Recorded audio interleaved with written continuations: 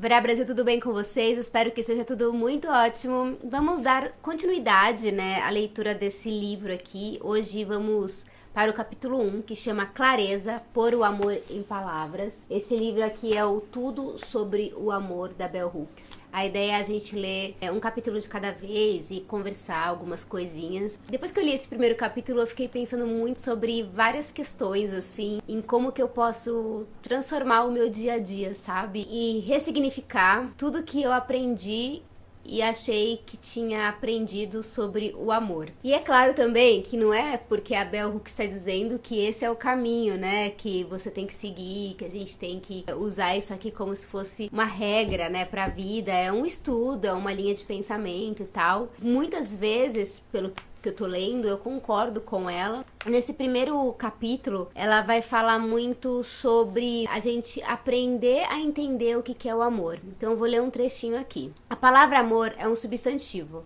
mas a maioria dos mais perspicazes teóricos dedicados ao tema reconhece que todos amaríamos melhor se pensássemos o amor como uma ação. E aí eu linkei com um outro trecho que é quase no final do capítulo, que ela diz o seguinte: começar por sempre pensar no amor como uma ação em vez de um sentimento é uma forma de fazer com que qualquer um que use a palavra dessa maneira automaticamente assuma responsabilidade e comprometimento.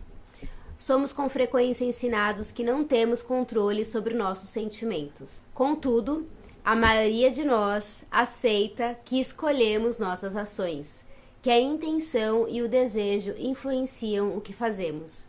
Também aceitamos que nossas ações têm consequências. Se nos lembrássemos constantemente de que o amor é o que o amor faz, não usaríamos a palavra de um jeito que desvaloriza e desagrada o seu significado. Quando amamos, expressamos cuidado, afeição, responsabilidade, respeito, compromisso e confiança. Eu gosto muito disso aqui que ela fala da gente pensar no amor não como um sentimento, mas como uma ação, porque a gente é ensinado que tudo que a gente faz tem uma consequência. Só de pensar, mudar essa chavinha de pensamento, muda muita coisa em tudo que a gente vai escolher na nossa vida.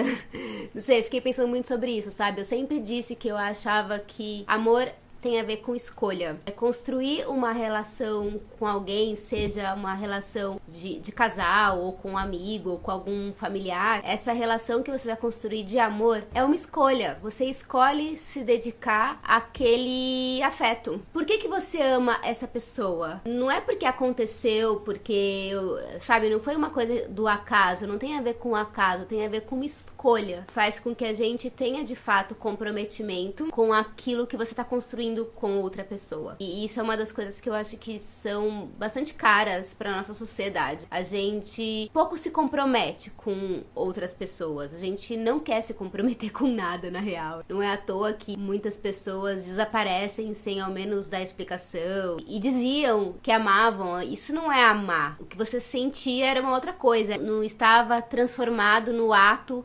de comprometimento com o outro. Ela vai dizer aqui no começo do capítulo: nossa confusão em relação ao que queremos dizer quando usamos a palavra amor é a origem da nossa dificuldade de amar.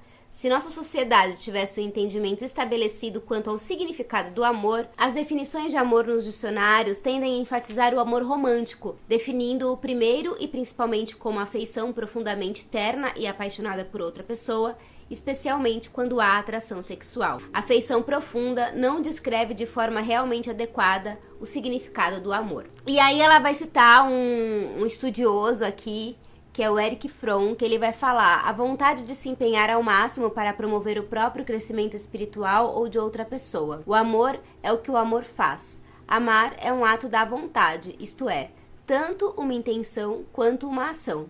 A vontade também implica escolha.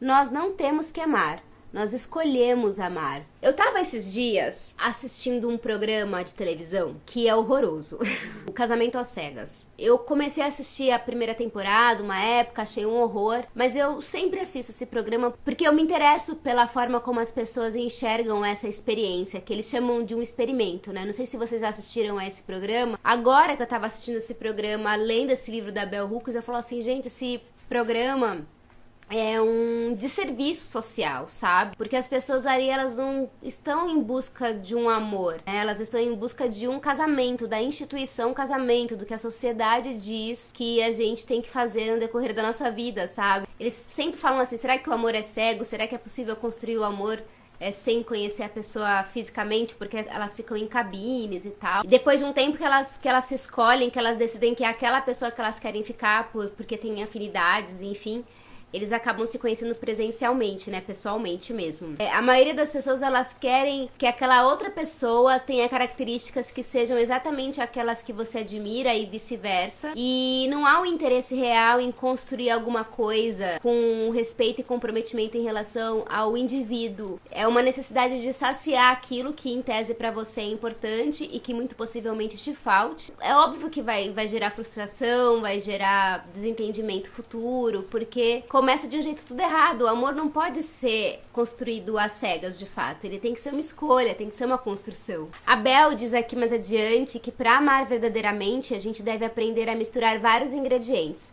cuidado, afeição, reconhecimento, respeito, compromisso e confiança, assim como honestidade e comunicação aberta. Aí a gente lê isso aqui e fala assim, nossa, maravilhoso, né? A gente sabe disso, mas no dia a dia, na vida, ali no dia a dia, isso tudo é muito difícil, né? Então tem várias coisas que ela vai falar aqui que você fala assim, ah, isso eu já sei.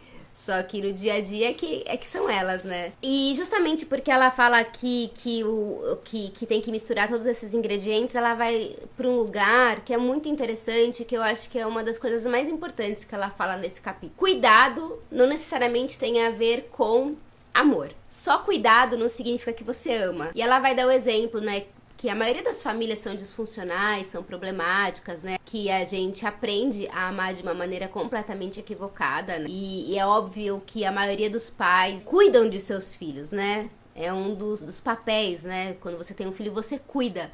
Mas não necessariamente esses pais amam os seus filhos, porque junto desse cuidado também vem uma relação que é de agressividade, também vem junto algumas outras questões que você diminui a autoestima de uma pessoa, né, dos seus filhos, e que o amor, ele jamais vai combinar com abuso ou negligência. E isso é uma coisa pra gente prestar bastante atenção, né? Quantas pessoas não vivem relacionamentos em que a pessoa está abusando psicologicamente uma da outra e começa num abuso psicológico, depois vai pra uma agressão física e tal.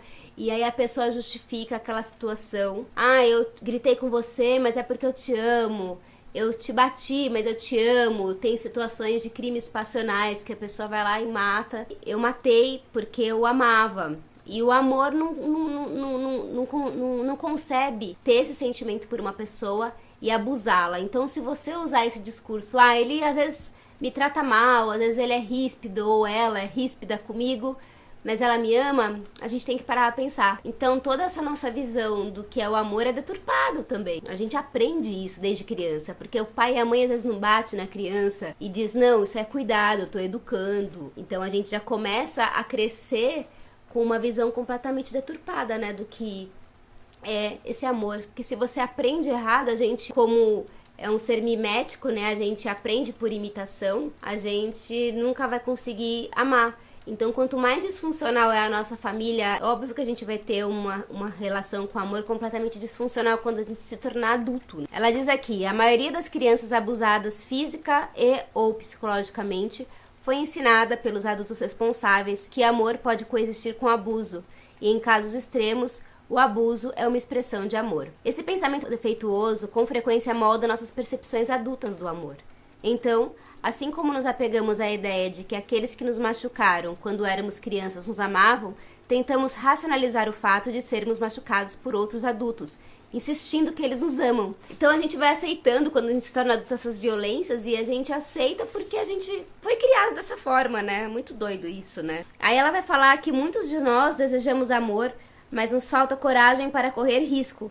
Embora sejamos obcecados com a ideia do amor, a verdade é que a maioria de nós leva uma vida decente, relativamente satisfatória, ainda que sintamos a falta do amor. Nesses relacionamentos, compartilhamos afeição ou carinho verdadeiro. Para a maioria de nós, parece ser suficiente, porque geralmente é muito mais do que recebemos de nossa família de origem.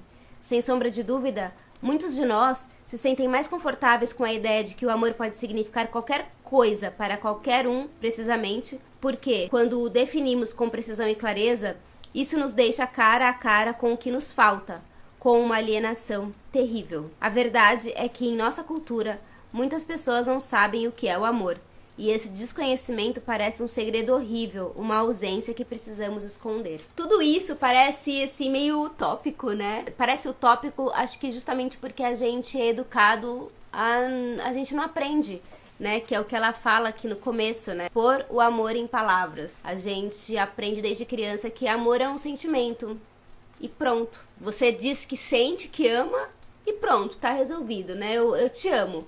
A partir disso eu posso fazer qualquer coisa com você que vai estar tudo bem, tudo vai ser perdoado porque eu te amo. E não, eu acho que é tudo muito difícil na prática, assim, mas só de movimentar, assim, a minha cabeça, o meu cérebro pra essas questões, eu acho que já faz com que o meu dia a dia se torne um pouco diferente, sabe? É tudo muito bonito, na real, né?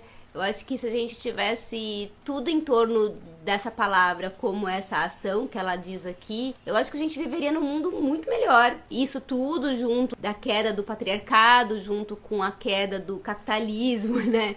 A gente viveria realmente num mundo muito melhor. Mas eu acho que não é interessante pros mais ricos e poderosos e comandantes do mundo que as estruturas e que o próprio entendimento do amor seja concretizado, porque senão alguém vai sair perdendo, né? Entre aspas, porque todo mundo sairia ganhando na real, né? E eu queria saber um pouquinho de vocês, o que vocês pensam sobre tudo isso que a Bel fala, de que o amor tem que ser transformado em ação. E a gente se vê no próximo vídeo. Um beijo imenso e tchau!